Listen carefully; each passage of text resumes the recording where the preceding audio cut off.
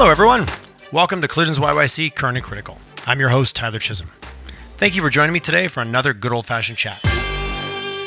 Today's show is brought to you in partnership with Alberta IoT. A huge thank you to Brenda Beckendorf and her team for the work they're doing to establish Alberta as the worldwide center of excellence for the Internet of Things technology. Okay, before we go any further, IoT, you say? In an era of acronyms, it's never been easier to get lost in the weeds of jargon. Let's start with the basics. What is the Internet of Things? Well, IoT describes the network of physical objects, the things, that are embedded with sensors, software, and other technologies for the purpose of connecting and exchanging data with other devices and systems over the Internet. Thank you, Google, for that definition. Let's take it one step further. Think the smart thermostat in your home, the Apple Watch on your wrist, all the way to the remote sensors on a piece of equipment 100 miles from the nearest town. We are surrounded with sensors in all aspects of our life, and with the evolution of the Internet, and our ability to bring all of those sensors together and then to process large amounts of data, the Internet of Things is being used to make our lives better, safer, make our companies more profitable, and the list continues. Alberta IoT was founded in 2017 by a group of passionate Albertans and has grown to over 175 member companies. These range from startups to established organizations who are pivoting and expanding into this exciting sector. At the core of the Alberta IoT approach is the ability for leaders to share a common voice and to support each other to grow as an entire sector. We are stronger together, and Alberta IoT has provided the platform and essentially the ability for these companies to come together to share that voice.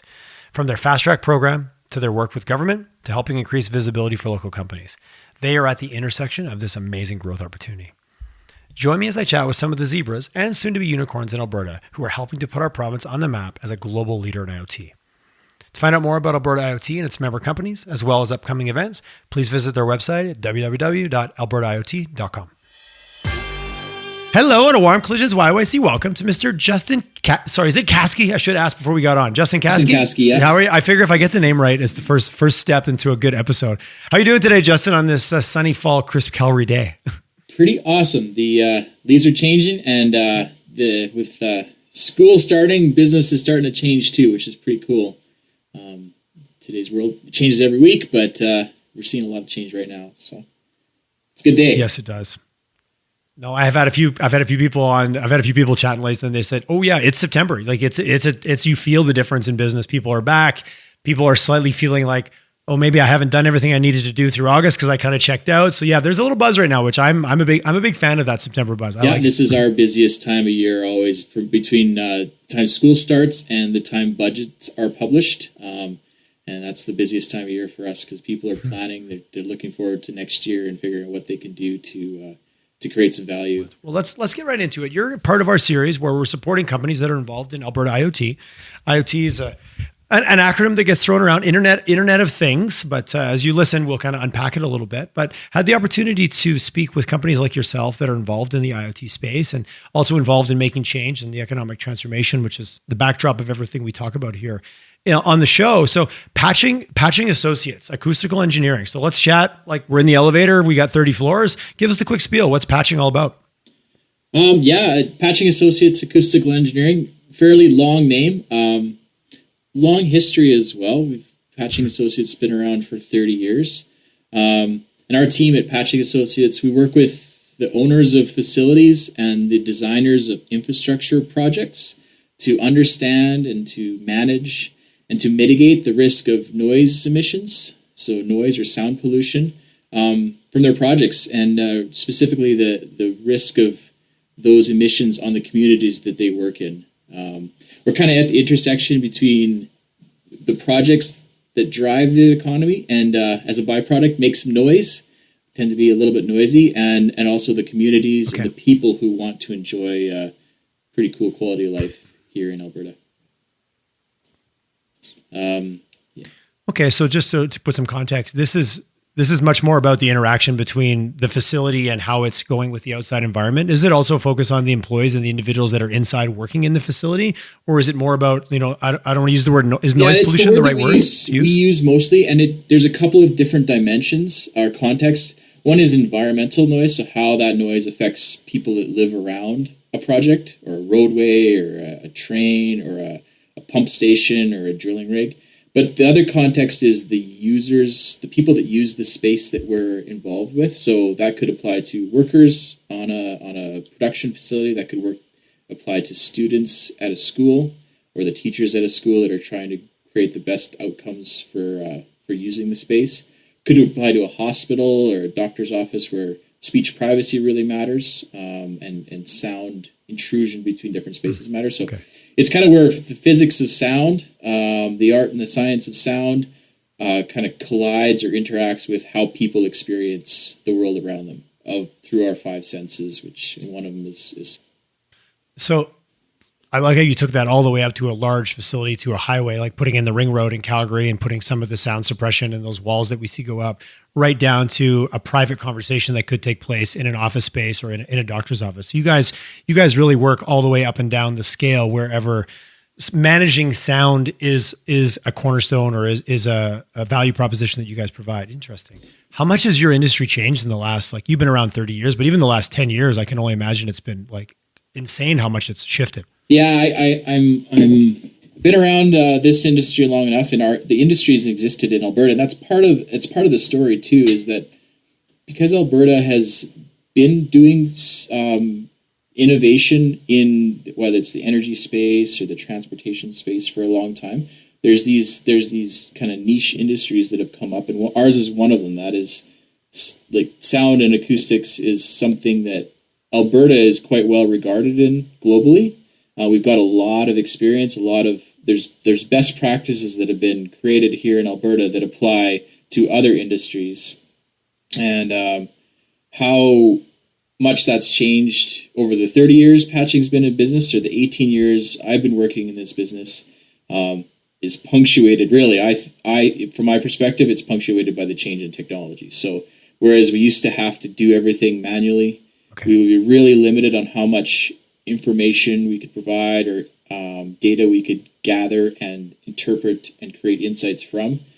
We were really limited at the start of my career, but over the last 5 years for sure, and even 10 years, the way that we gather the information, the way that we gather the data and the technology that underpins that has evolved so much. So we used to actually record sounds on a VHS tape and then go back and rewind and fast forward over the course of a night to try to find out if it was a cow mooing, a coyote barking, or a coyote calling to the moonlight, or if it was a rig making noise in the background. Fast forward to now, the digital transformation is huge. The amount of data we can gather and create valuable decision-making insights from is exponentially more. It's really cool. The amount of value we could add just by leveraging technology is pretty cool. And looking forward, it's accelerating right now. So, yeah. So when you look at, because IoT is a relatively new concept. I was chatting with someone today and they kind of laid it out for me in terms of, like, IoT essentially more so came out of the consumer side. And then industrial IoT is really what we're seeing kind of evolve in Alberta. So for you guys, even just, going back to the basics of that term IoT, is that something that's a relatively new term for you guys in terms of how you look at your business? Or is it just a simple, product of the fact that, like you said, technology is now conspired to allow you to just do so much more? So I'm always just curious around the term, because I always like to start at the foundations and helping people understand where this, IoT concept came from, and arguably ultimately why Alberta is so well positioned, I think, and certainly Alberta IoT, that's their position, to be a leader globally. And you kind of said that in some of your comments, but just looking at this as an IoT play, is that, like, when did that start becoming on the radar for you guys as an organization to look at it as that category or that kind of movement? Yeah, I would say not that long ago. Going from a traditional engineering company that really values and does a lot of our work is done through humans applying judgment to the data that they have and doing the best they can with the data they have. That's always been, and that's the vast bulk of our evolution has been in that space. IoT was just some interesting, and I share that our observation with, it seems like it started on the consumer side of things. It started to interest us. The Chamber of Commerce put on some pretty cool conferences. I'm sure many people have attended the Onward conferences, and there's components of that where IoT started to get talked about in the business community. And then I'm a bit of a, I'm not really a tech guy, but I'm very interested in the doors that tech unlocks. So I used to go down to, over the past few years before the pandemic, I would go down to CES, Consumer Electronics Show in Las Vegas. And that's full of IoT. There's whole conference centers associated with IoT, and that's the first we really started to look at IoT and the potential impact or opportunity within our business. So that's over the past few years. But then by chance, actually, got an introduction to Alberta IoT to Brenda, and she shared with me the Fast Track program, and that's when IoT really hit our radar. The concept of IoT was always there in the way of kind of leveraging huge sets of data to make our work better, faster, and more insightful. But it became real when we saw Alberta IoT, and some of those things that were like almost like pipe dream future type ideas. Suddenly, with Alberta IoT and with some of the investment in energy and money that's going into the Internet of Things here in Alberta, especially on the industrial side, some of those things became real. Interesting. So you were involved. Were you one of the first cohorts to go through? Because I know they just ran their first program was January of this year, correct? 2021? Mm-hmm. Yeah, we were lucky enough to get on the first Fast Track cohort. Yeah, we were part of that. So talking a little bit about that, because part of it is to help people understand kind of what that is and the fact that it isn't just for startups. A lot of times you see those programs, those incubators, but that's not what this was. From my understanding, this was a real melting pot of everything from startups to 30-year companies that were looking to pivot into the space, which creates to me, that creates some interesting energy in the room where, yeah, we have experience, but we still might be coming new to this specific area. So just a little bit about the program itself in terms of the benefits that you guys got out of it. And like, what was that experience like for you guys as an established company, arguably kind of moving into this new acronym / category? Mm-hmm. Yeah, there was a learning curve, and it was truly excellent. In a few different ways, but it was definitely we were an engineering company, so IoT wasn't we weren't in the IoT space, but we saw the potential for IoT as effect on our business, and actually through us the impact on the clients that we serve and the communities we support, to make life a little bit better. So that all got accelerated by the Fast Track program. Some of the, like I mentioned, it's some of the things that were pipe dreams or kind of on that someday list from a strategic perspective, all of a sudden got fast forwarded. It got fast forwarded from a few different kind of coinciding ways. One is just plain old education. The content of the IoT program created that opportunity to just learn about the fundamentals, why IoT is going to change things, whether that's from sales and marketing, through how to retain knowledge within a company, through legal structures. It's pretty cool that way. But man, was there a connection to the actual cohort members. So the members of the first cohort, the amount of conversations that went back and forth, and those kind of that network of people that were either really ingrained in the IoT space and had that expertise in the area, which we didn't, or in working hard to apply the concepts of IoT to their businesses. And that network really advanced things a lot. So there's several initiatives that came from that someday list to actually, we can do this now. We've got the confidence, we've got the knowledge, we've got the network to do this stuff now. And that was really powerful. For you guys as an organization established with, a group of engineers, people doing what they're doing, was it a matter of just now, like you said, the art of the possible is huge, like just seeing what is possible and then, going, whoa, wow, we could do that. Was it about, from a staffing perspective and more importantly, skills and did you have to hire up new people to then move into IoT, or was your existing team able to go, oh, wow, okay, I really now see how this can infiltrate my world. I can skill up on a few things. Just thinking about always respecting companies. Sometimes it's easier to be a startup in some ways because you don't have those limitations of this is the way we've always done it. Everything is new versus a large organization that's pivoting, which is, I think, the buzzword of 2020 and 2021, having to hire new people or going, oh, wow, we have the skills here. We just didn't know about this. Now we can start apply it. So curious for you guys from a staffing / talent perspective, were you able to do it with the team you had, or did you have to then look at bringing new people on board to really take advantage of it?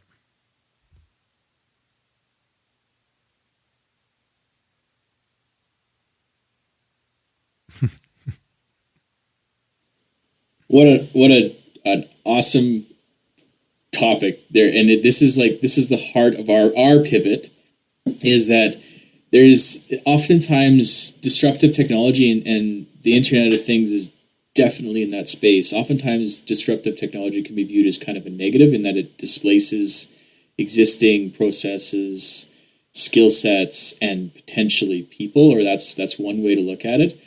Our way of looking at it is not that. We actually see it as these types of disruptive technologies, and again, the Internet of Things is prime there, is that it helps existing skill sets, existing expertise. It amplifies it, and it makes it more powerful, and it helps it make more impact just because it has access to much more data. So all of those things that you mentioned in the question is like, okay, it's sometimes easier to do a startup than to pivot. It's also sometimes easy to just keep doing the same thing. Our industry is fairly mature, and we could keep doing the same thing. We looked at all of them. We chose to take our existing company and pivot it. Partially because it's the confidence is there. We recognize all of the trends that are coinciding globally and in Alberta too. Is that the what's new, what's possible, is really possible here, and it's not something that can only happen overseas. It can happen here. With that comes some huge challenges. And to get into your specific question, we've always been geared to be fairly innovative, and our staff is geared towards that. So we see the future and the potential for change. So the team was already kind of ready, but we were missing some skill sets, specifically on the software development side of things. We're working with AI and machine learning a little bit, the concepts, trying to set up the digital databases to be able to absorb it at some point or take advantage of it at some point in time. But as part of the fast track program, part of the introductions we got through the fast track program, we were able to take advantage of some federal grant money to hire people in that space, kind of to fill in those gaps.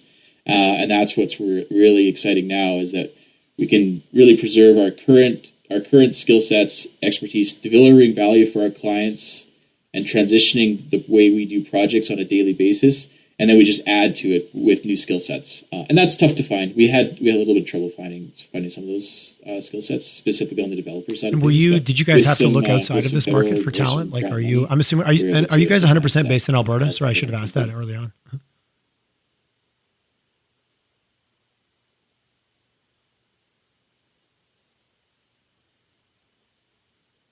Oh yeah, and I should have mentioned it too. So we're born in Alberta. 30 years, and then 4 years ago now, we opened an office in Queensland, Australia as well.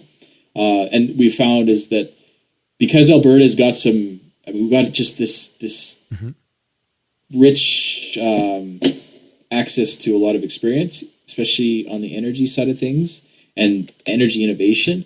We found that it was a good market in Australia because they were desiring that. There was some projects there that really needed this level of expertise. So anyways, we opened an office in Australia. As far as talent goes, we primarily looked in Calgary.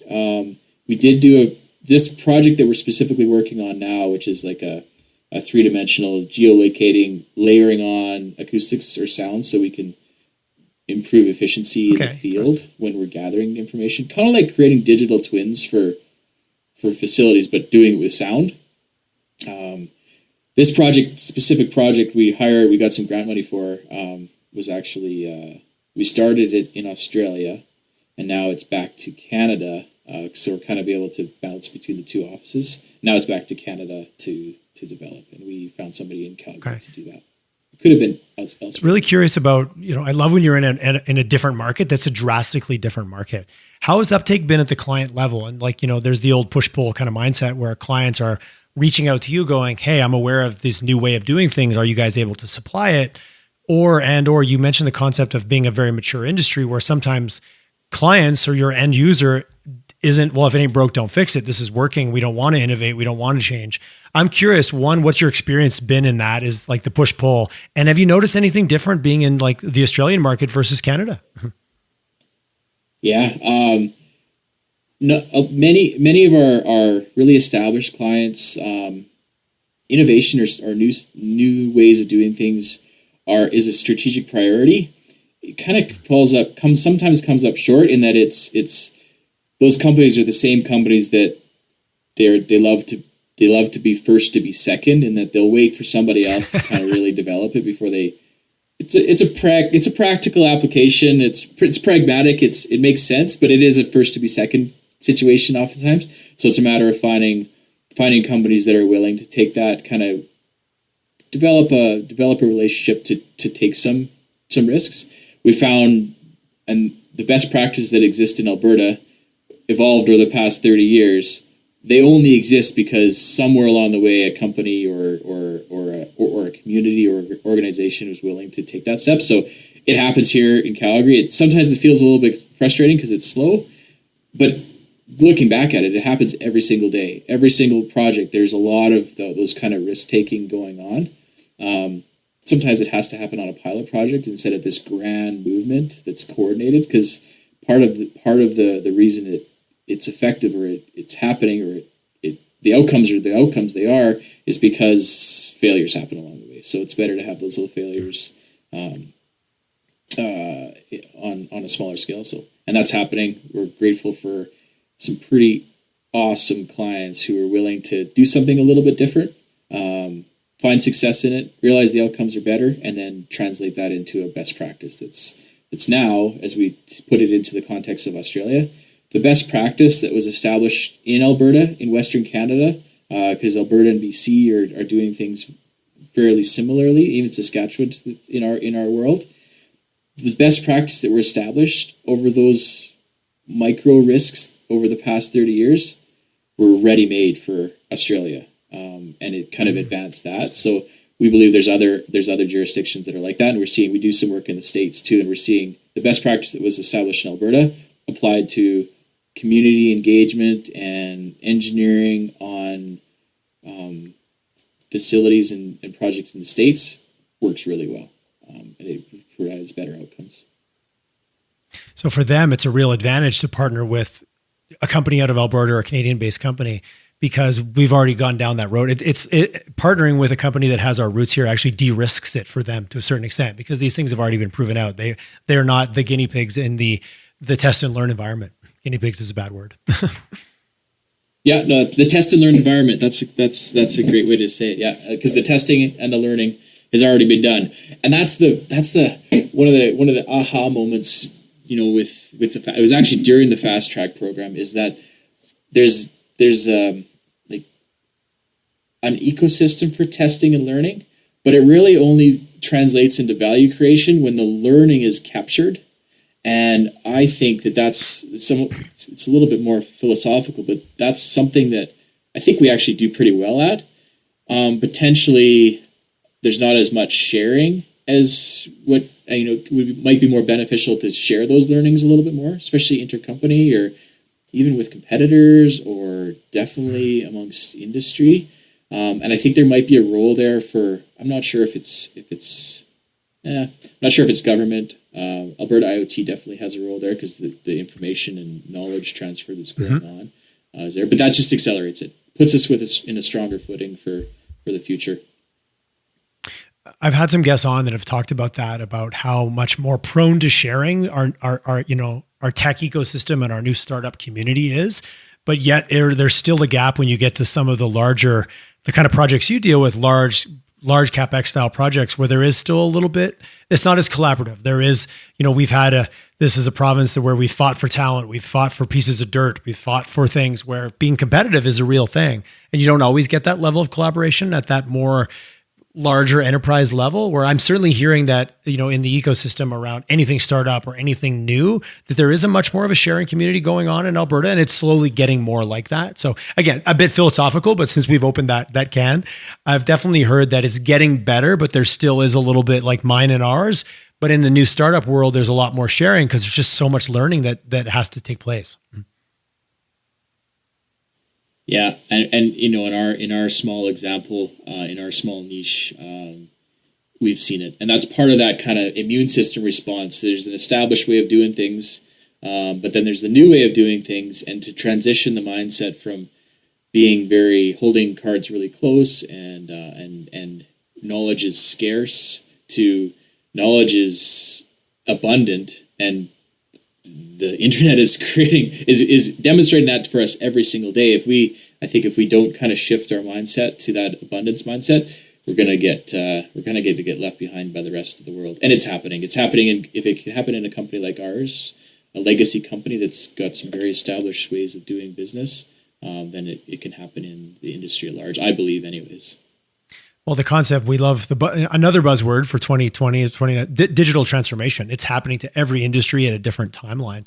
And it can be good and exciting, or it can leave you behind. Like you said, you can, get very comfortable resting on your laurels. As an organization, just thinking about it, and, at the risk of trying to be formulaic, when you think you guys are an established business, you're like, okay, we like you said, you thought about your different options. Do we rest on our laurels? Do we go here? Do we do a startup? You said, no, we're going to pivot. We're going to invest in this. Was it pre-planned in terms of like, we're going to put 20% of our team's time into R&D and figuring out new things? And, it's great to find a partner where you can test stuff, but sometimes there is that internal R&D that needs to go on to even have a kind of a prototype of an idea, a proposition, a thesis statement to put out there. So for you guys as an organization, were you very deliberate about that, or was it more organic in terms of how you started to go, okay, we've now seen the other side, we've looked behind the curtain. How do we now actually start to invest in that so that we're ready to come to the table with these pilot projects? Yeah, that's a cool question. Our digital transformation started, it was about 5 years ago now. Where we realized that there's some pretty good opportunity if we do kind of embrace that change and transform digitally. That's what started with. And again, I mentioned earlier that the Calgary Chamber of Commerce was really, at the time, really kind of promoting that type of thing and provided a few programs for that. Those were all the seeds to what's happening now. So at that time, we consciously chose to set aside the goal was 10% for basically innovation, R&D innovation, working on cool new stuff that will impact the future. And another 10% was set aside for team health type stuff, which is, it's like a crossroads that the best ideas come from our team members who are kind of on the ground, seeing the problems, identifying the solutions as well. So we set aside the time to, one, make sure there's good team health, and two, the other 10% was to basically spend dedicated time to creating new stuff or experimenting, and that's been fairly consistent. During the one of the things about the pandemic is that work became a little bit more hit and miss, so it was very volatile. We would be absolutely swamped and then stop work altogether. The nice thing about that, and the nice thing about doing a digital transformation inside of an existing legacy company is that there's a revenue stream that's there already. So what we found is that, and things have been pretty volatile in Calgary for quite a while.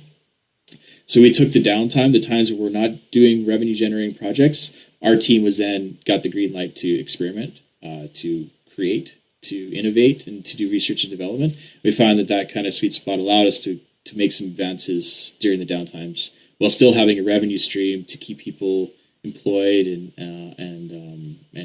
in Calgary, a lot of cases. So that's been working pretty well for us. The mixture's been about 10% for R&D.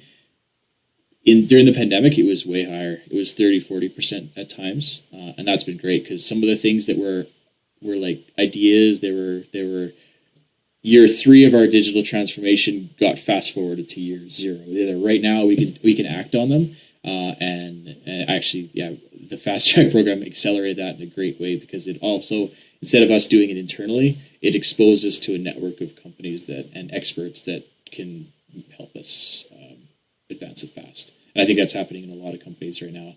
This pandemic advanced technology and companies' willingness to adopt new technology in a big way, and it's pretty exciting. I also choose to find as many silver linings as possible, and that concept of, geez, if when I have time, I'll work on that new idea. It's like, well, we got nothing but time, so let's do it, and we've got focused and dedicated. I meant to ask, just to give context, how big is your team? So right now we have 20 people between here or Calgary and Brisbane. Yeah. Okay. And nice. Were you able to keep everybody on? It sounds like you kept everybody pretty engaged for the pandemic. We did a good job. We did lose a few great people to other industries and to other cities as well. But we did a pretty good job. Of course, we'd love to have everybody still here. And then we ended up hiring some new people, which are great additions to our team. Kind of some new ideas, which are really accelerating how we're doing things now. And I should mention, in Australia, we've doubled in size just because we're able to we're finding connection between the best practices that were created here in Alberta, and we're finding a great market there to kind of export that expertise to Australia. So we're growing in Australia as well. I really appreciate, well, certainly I know one of the mandates Brendan and I have chatted at length about, having Alberta recognized as a center of excellence for IoT. Hearing you talk, there sounds like certainly in the sound and the acoustic and in the world that you live in, there is definitely a best practice or a tier of quality of work and know-how in our province that does set us up on the global stage. So if you look at that going forward, when you hear that, Alberta, the center of excellence for IoT, does that resonate with you? And yes or no, curious. And also where can we, is there anything holding us back from your perspective, government regulations, just having a better brand out there in the world? Like, what are your views on kind of that? Because anything that's pro Alberta definitely fits on this podcast, but really curious. I also want to get into the brass tacks of like, well, if that is true, then what can we do to accelerate it? Yeah. Our example in our niche, which is acoustics, and I should mention our niche is growing, and this actually might be an example that answers your question. It's that Alberta is a position because there's a lot going on in Alberta, whether it's a lot of innovation or a lot of activity or a lot of employment. There's a lot going on, and that type of, I guess, churn or activity makes innovation or adoption of new things faster in my world, especially if we can capture the learning and share it. So an example of that is that in our world, so we've done acoustical consulting for the last 30 years. It's essentially we gather information about noise, about sound, and we figure out and give it context to how people perceive it or how it might impact the acceptance of a project, or even society's acceptance of a project, because these types of things like noise, and I'll give an example with light pollution in a second, but these types of things tend to be kind of irritants or obstructions or friction as far as building economic activity. So if our goal is to eliminate those frictions and to help whether it's a company or a community really understand and eliminate or make better those types of frictions, essentially to have development happen more effectively for everybody. So the example that I'm keen to share is that our start was in noise, and there was a demand there because people were annoyed by noise, and there's something that could be done about it because there's engineering that could go into it to make it better. A lot of the data sets that we use for noise to do our craft, like whether it's a three-dimensional model or inventory of what the equipment is, or looking at layers of past data to give insights on what we can expect in the future for a certain type of equipment or facility, or even roadway. The principle and concept that was developed there applies to other nuisances. So we've recently done projects that do also light pollution, and what we're finding is light pollution is a new skill set or another domain.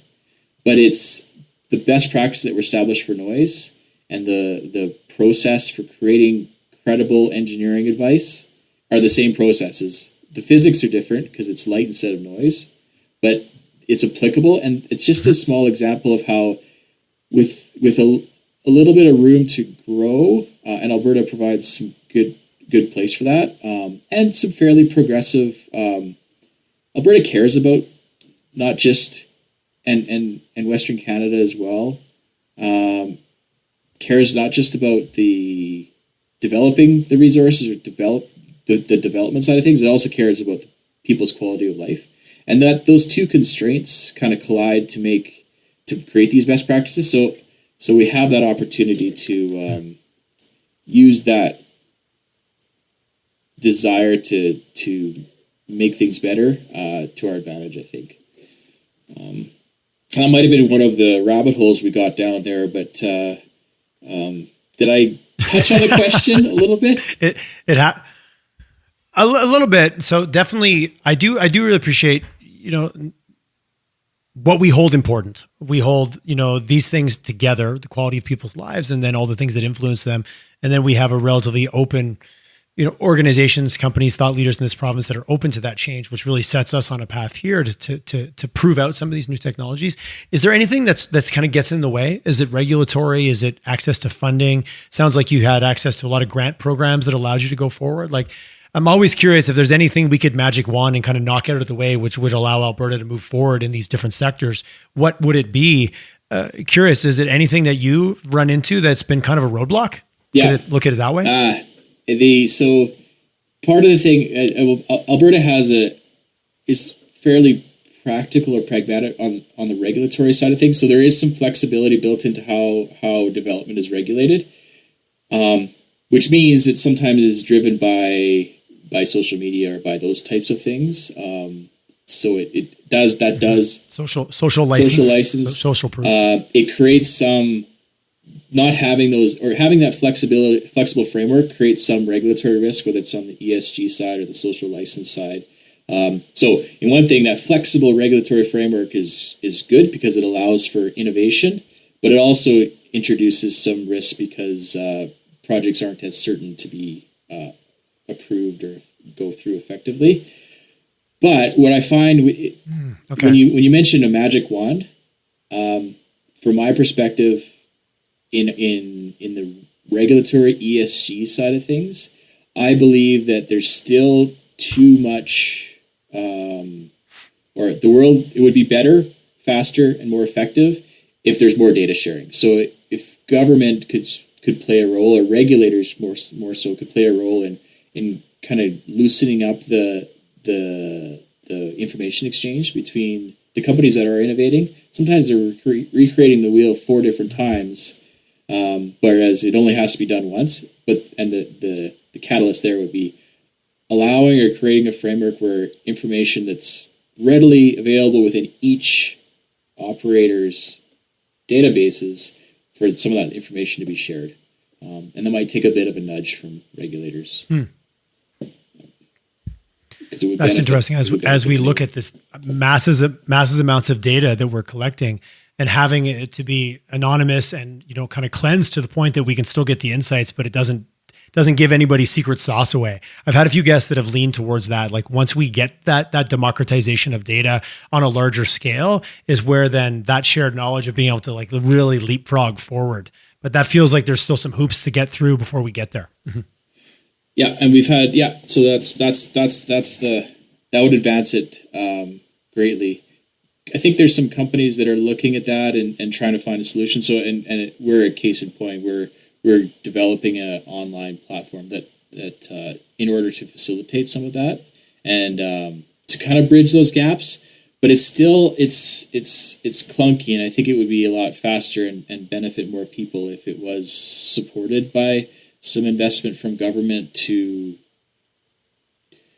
create data sets that are anonymized, so the secret sauces aren't being shared or aren't being spread too far, but also just available to people that want to use it to innovate. I think there's a role there for government or for regulators. Interesting. You I was going to ask you the ESG question. You floated it in. It's hard to have any conversations these days about anything that ESG doesn't come up. Is that a section in my annual ESG report that I'm now putting out to my shareholders about how I'm managing sound? Like, does that fall under there? Are you a section? Are you a paragraph in that ESG document? We're definitely ESG, both the E and the S, or all the E and the S and the G. And some of the best work that and the most G rewarding work is the G, because it really has effect on a lot of people. Establishing policy that kind of spurs on innovation is where I think there's a huge prize for everybody, because it will directly affect quality of life or indirectly over time. So yes, we're definitely in the ESG space. As far as the paragraph, from a noise perspective, community involvement, community relations, is there as a sentence, and then noise depends on the company. Noise is there as a word sometimes, not always, but it is on the radar. And where it manifests itself right now, it's noise is either there's a couple pieces there, and so my definition of noise is sound that's unwanted. So sound is a physical quantity. It's all about physics and science, and we can engineer the crap out of sound. The unwanted part is the perception bit, and that is all about people and humans and potentially politics. So where kind of noise can manifest itself for a company is that it's or a project even. I think of a ring road, or I think of a major oil and gas development, or a wind farm, that type of thing. Where it kind of manifests itself is noise is often not a problem for many people, but there are a few people that it really affects greatly, and it's kind of understanding that balance of impacts. And noise usually isn't on the radar until it becomes a project killer, and that's where it kind of it shows up in the ESG space, is that it matters not all the time, but when it matters a ton to people, to real humans, and that's where companies that kind of have been exposed to it, those kind of project defining noise risks, they tend to have it on a higher on their priority list. A social license to operate can shut a project down. You know what I mean? Like, we live it. That wasn't maybe the case 15 years ago, even 10 years ago, maybe even 5 years ago. Yeah, it can, and especially if it's amplified through social media or through digital platforms, it really can have a big effect, and either resulting in kind of an overcompensation, over-design on the mitigation side of things, or else just too much risk and the project just doesn't get backing of the board or the investors. And it's kind of scary, but it's also a little bit, at least from my perspective, from my niche, it's a little bit unnecessary too, because sound can be engineered. We can engineer the crap out of sound. It's a matter of kind of understanding how it could connect, and all that takes data helps a lot with that. So really finding out capturing the learnings from all the times we've done this before collectively, and applying it to the next project is where there's a real opportunity for Alberta to share its expertise and make projects go better, or else either internally or with the world as well. Well, it's certainly the theme I'm picking up from everyone I'm talking to. It's just this convergence of the technology, the ability to communicate, this quality of the sensors, the ability to now mine the data. You mentioned AI, ML, like all of these kind of subsets of different modalities of technology that come together to just allow you to not have to listen to VHS tapes in a back room that you recorded one night. You know, thinking about that's where it came from. I love that as well. Here's the before. We know what that looked like, and then we had to identify. Now you've got AI and machine learning to do that, but you've also got 5G networks that can get the data to you in real time. It's just so interesting to see this come together, and then how it affects all of these different, your world is a direct impact on people's quality of life in terms of the way it's able to impact the communities, and the ability for these projects to also get done in a world where sometimes it feels like we stop our projects in their tracks before they get started for ESG related reasons. You guys are just checking another box to then not create a protest potentially in a certain community, if you want to be as blunt about it as that. Mm-hmm. Yeah. Great way to summarize it. Yeah. I think I kind of jumped over you there a minute or two ago, because I had another potential rabbit hole to go down related to ESG. Is it okay if I go there for Absolutely. a second? Let's do it. Mm. Yeah. So a lot of on the ESG side of things, like we definitely see the applicability in our niche to E and S and G. A lot of the focus is on the energy side right now, like energy efficiency and specifically carbon and greenhouse gas emissions. So all of those technologies, all of those changes that we have to make in order to advance the energy side or the carbon side or the greenhouse gas emission side, have effect on noise and potentially affect on quality of life. But there's a few examples where it actually there's aligning benefits. So it could lower greenhouse gas emissions or energy use, but it also could make the noise quieter or improve quality of life for people. And the reason I kind of jumped on it and went down the rabbit hole is because that's pretty exciting, and especially because my background is a mechanical engineer. Like if we could find smart ways to make things better for more people and also impact energy use, that's cool. So I view noise as from an energy perspective is just it's a form of waste. It's a form of, and really noise is just turbulence or vibrations that aren't really, they're there. We don't really need them. They're a byproduct of some other operation. So as we see all these changes happening in the energy world, or even how transportation is done, electric vehicles is a good example of that. Are there ways to strengthen the business case for transition by also adding on noise or other quality of life improvements to the mixture, especially as part of the policy discussion? So look at electric vehicles. If we adopted electric vehicles on this time frame, does this mean that we can also invest less of our tax dollars in noise walls and have the same quality of life? Or can we invest the same amount of noise walls and have a better quality of life if we adopt at a certain rate? And that's one example. Another would be there's thousands of industrial cooler fans around Alberta. It's used. They're necessary to process the energy that we use every day and export. And there's thousands of these fans. They're 10, 12, 13 feet in diameter. They use a lot of energy. They make noise as a byproduct of turbulence, and that's just an inefficiency. So there's initiatives to make those fans more energy efficient. At the same time, we're also going to get some benefits from noise. And if we could kind of consider those things, but again, by sharing knowledge, sharing data, sharing insights, it also strengthens the case to transition faster, better. So there's a couple examples there. One curious thing on the electric vehicle side of things is at slow speeds, they're so quiet that it becomes a safety effect. So we have to kind of add a little bit of noise.